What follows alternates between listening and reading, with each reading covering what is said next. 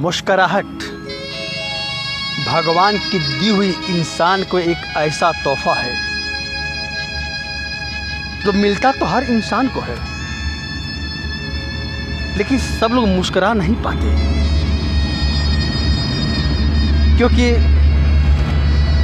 हर किसी इंसान के किस्मत में मुस्कुराहट नसीब नहीं होती। जिसके किस्मत में मुस्कुराहट लिखी होती है वो रोते हुए भी मुस्कुराता है, लेकिन जिसके किस्मत में मुस्कुराहट लिखी ही नहीं होती वो हंसता रहता है, सुख में रहता है, लेकिन उसके चेहरे पे वो मुस्कुराहट नहीं रहती जो होनी चाहिए। इसी से कहते कि मुस्कुराहट भगवान का दिया हुआ इंसान को एक ऐसा वरदान है जो सबको नसीब नहीं हो।